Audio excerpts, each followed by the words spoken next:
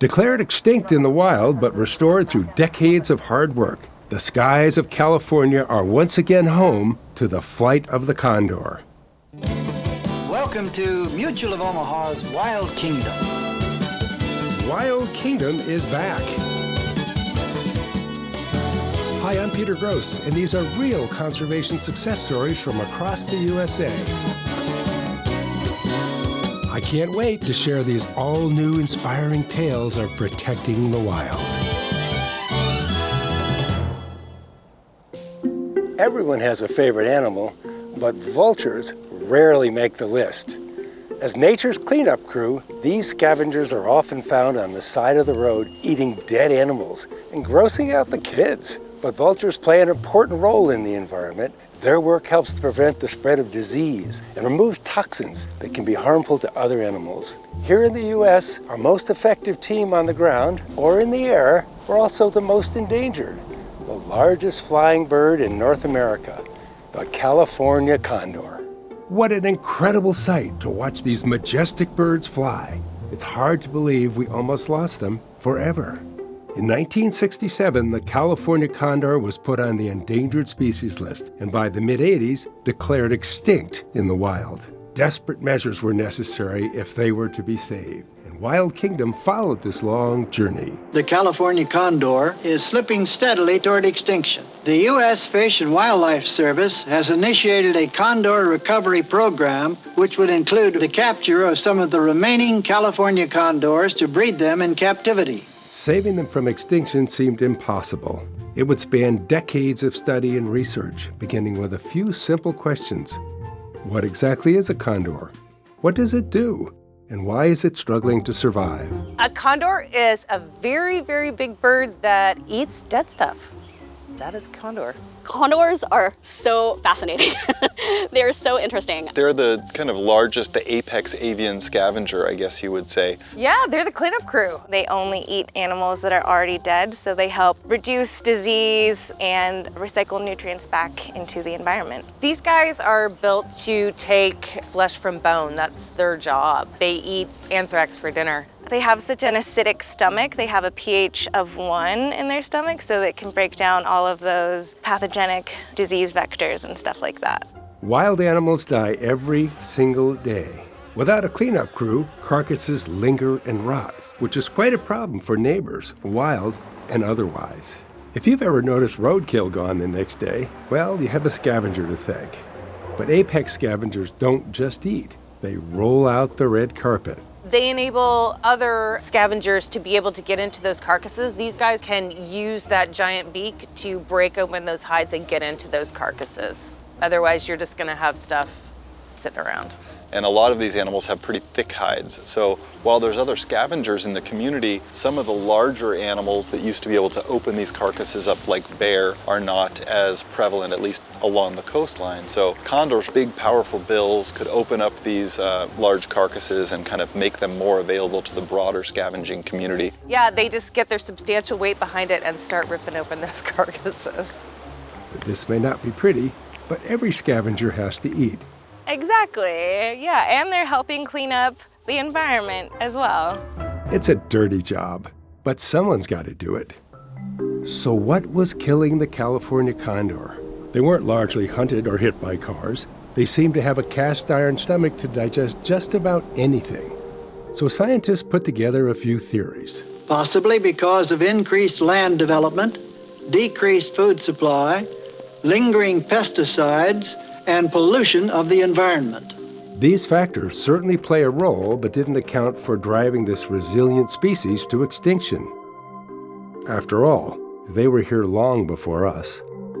When the numbers were dropping initially, they didn't really know why that was happening. When we captured all the birds from the wild, there were only 22 left. In the world, there were only 27 and 14 founding birds. And it took people getting birds and putting them back out into the wild with transmitters on and really following those birds and finding out why were they not persisting in the environment. Food plays the largest role in survival. When your primary diet is large dead animals, you settle where large living animals are found. when those birds were soaring 10,000 years ago, the range was much more expansive. They survived all the way across into the Appalachians. They were breeding in the northern Appalachians all the way down into Florida. The contraction to the western half of the United States was due to reductions in megafauna. Megafauna were large animals like woolly mammoths and giant bears. As those food sources diminished, condors' home range began to shrink. They hit the Pacific coast living on a diet of whatever they could find. Eventually, hunting targets were on the menu, and that's when the mystery began to unravel. The main problem right now we're having is lead. Lead toxicosis is the #1 mortality factor for condors. Of condors where they've identified how the condors have died in the wild, over 50% have died from lead toxicosis. Because they're scavengers, unfortunately, sometimes what they eat has been shot with lead bullets. Anytime you use ammunition to take down an animal, you are introducing a projectile, and if you use a lead shot, that is when they ingest the lead. Lead is a toxic metal, and so unfortunately condors inadvertently eat small pieces of lead and then become sick. So that is their main challenge to survival today. When we come back, one young condor takes flight for the very first time, and we learn how hunters are solving the problem of lead toxicosis. Don't go anywhere. You're watching Wild Kingdom, Protecting the Wild.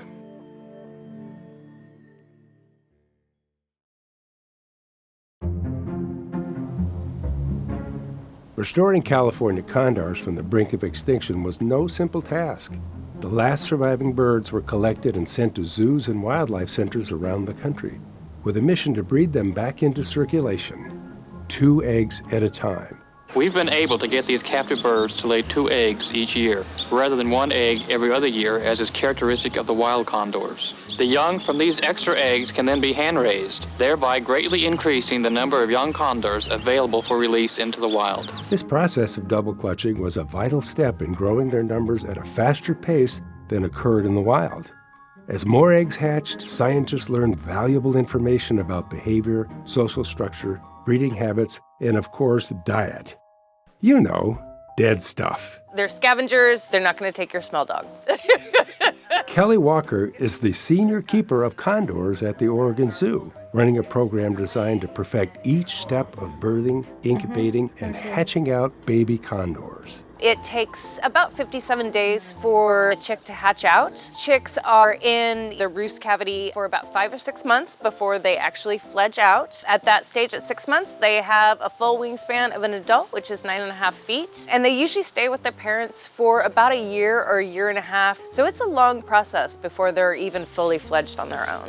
As usual, this delicate procedure requires little to no human interaction. We try to keep the birds as wild as possible. We don't want them to ever see people. So we do everything behind windows and little secret doors in the nest room where if we want to remove an egg and replace it, we can do that without the parents seeing us. Based on their success, this strategy is certainly the right approach. So far, we've released 75 condors into the wild. As of right now, we have hatched 108 chicks at the facility. So we're getting there.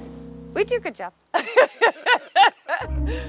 A young condor at fledging age still has a lot to learn, and social development is a critical step in their fight for survival. Chris West and Tiana Williams with the Yurok Tribe Wildlife Program in California have trained and released captive-bred condors since 2008. They had a lot to learn too.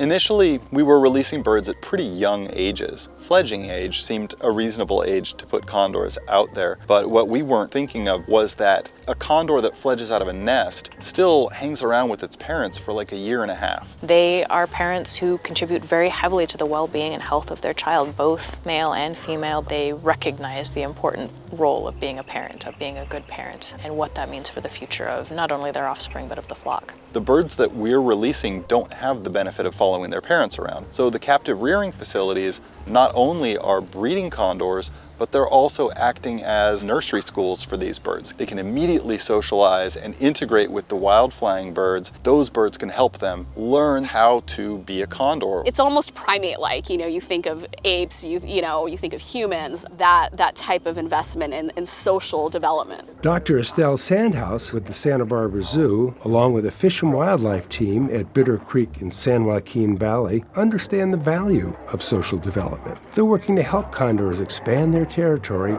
and get along with the neighboring condors. Condors have a large range. When we release birds, we do it strategically so that we introduce as much genetic diversity in the wild in different release areas as we can. Condors have a very definite hierarchy. There's always a top male, a top female, and then the subadults and juveniles. At a carcass where you might have 30 birds competing for food, the chicks have to wait their turn, and the older birds get to go first. So you really have to know your place in that social structure, or you get in trouble.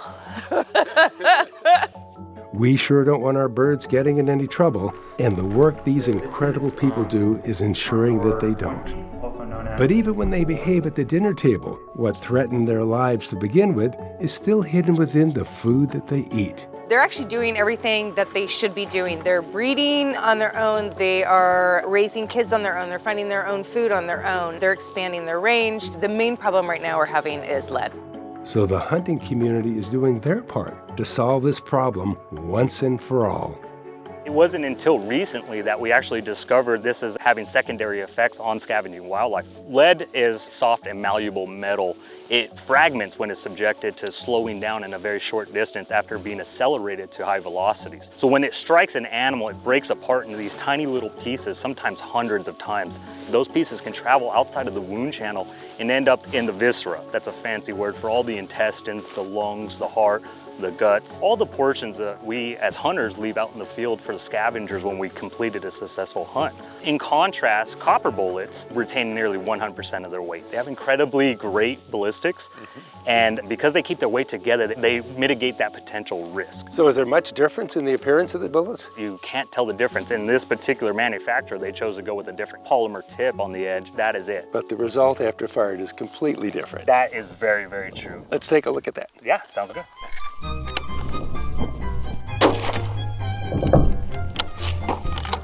So these lead fragments are minuscule. Absolutely, and newer research has found that nanoparticles, stuff that is not even radio dense, you can't see on an x-ray, is present.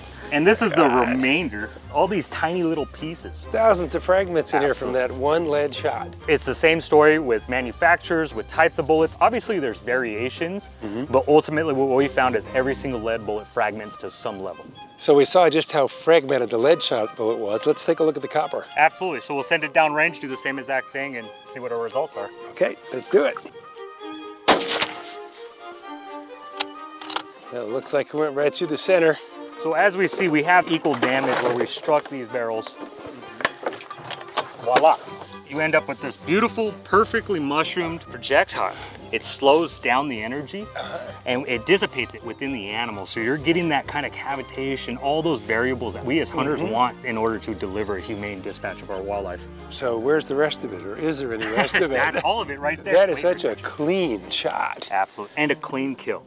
There's no pushback or resistance in using non-lead. You're just spreading the word and letting people know that it's available. The more people that get on board with using non-lead, the better it is for endangered species like condors and eagles and other birds of prey and other wildlife in general. And this is an opportunity for hunters, again, to just kind of continue that conservation ethic that we're so renowned for. Hunters are conservationists, and we're not pointing fingers at them, but we see them as the solution. And so we're looking for hunters to join with us. If you use non-lead ammunition, that is actually a clean carcass, and that's actually great for condors, for vultures, for eagles. That's a food source, and it's actually really important. Get your tags, hunt more, do everything you want, just don't use lead. When we come back, I get to help the Bitter Creek team with a condor health exam, and the Yurok tribe releases a young condor for the very first time, right here on Mutual of Omaha's Wild Kingdom, protecting the wild. Today, the Yurok Tribe Condor team is set to release A0, their first female into the wild. She's learned what her elders have to teach and is ready to graduate. It's a soft release, meaning no human touch, just a lot of waiting for the right conditions. This takes a few steps. So who's doing the long hike? Quite a few steps. We're tracking 2 previously released birds, A2 and A3. If they're nearby, we can attract them to the pen with a carcass. With a friend at the door, A0 is less likely to take flight. After all, she's never done it before.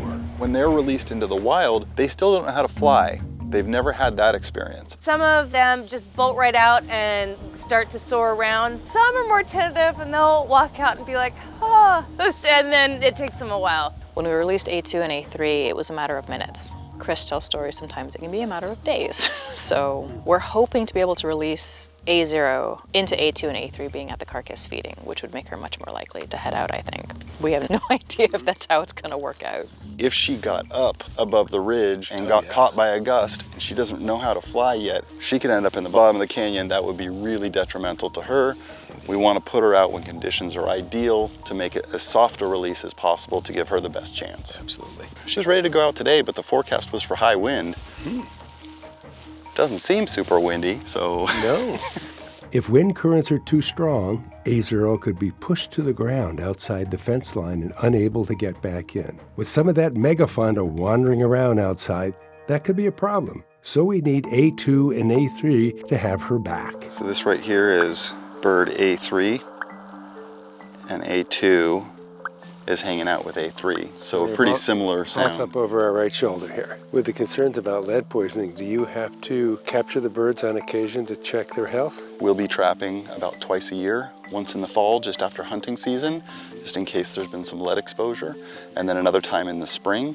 Get eyes and hands on the bird, do general health checks. What happens next? Let's say you find a bird that has picked up some lead in its crop. What happens from that point? Well, lead's definitely the most serious thing. So we have a field lead test kit. We can test what the field lead is. Then we can say, okay, this bird encountered lead somewhere and it needs to be treated for it. A few hundred miles south of Bitter Creek Wildlife Refuge, they're doing that very thing. Bitter Creek is one of our sites where we release condors and where we trap them twice a year. 15 previously released birds have been collected for their biannual checkup. They test for lead toxicosis, measure their growth, and change old transmitters.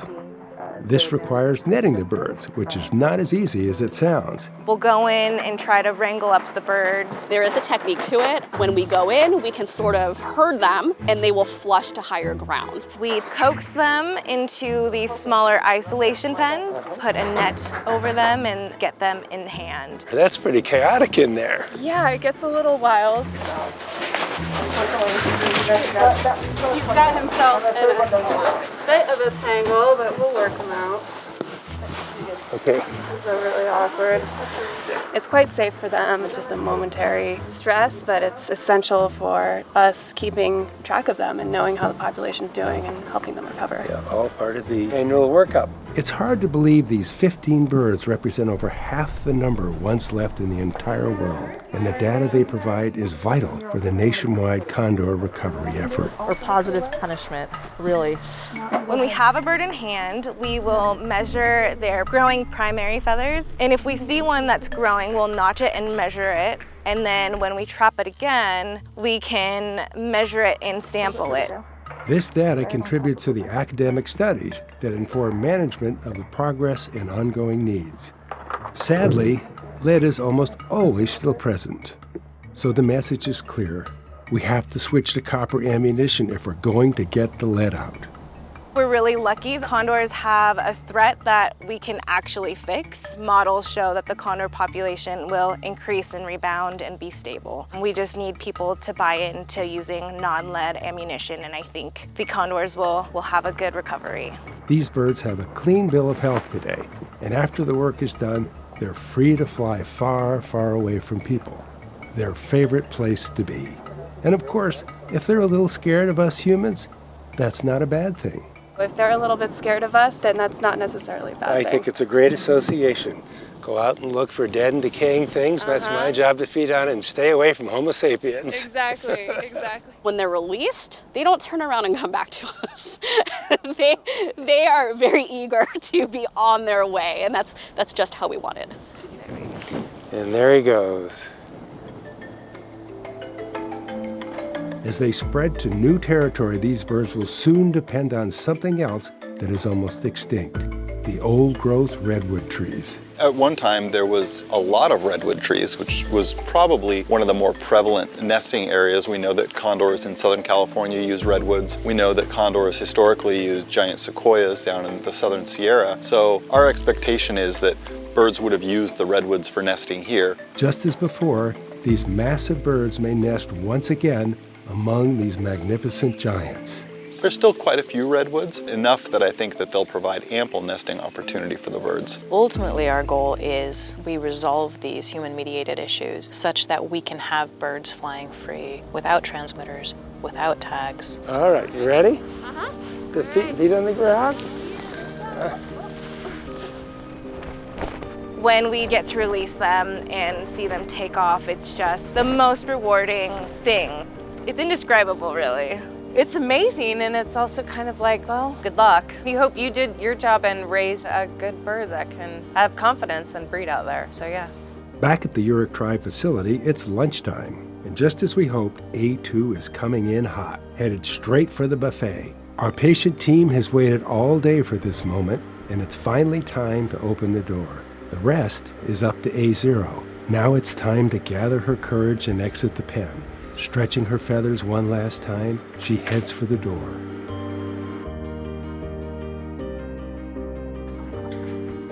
A2 gives her a little pep talk through the fence.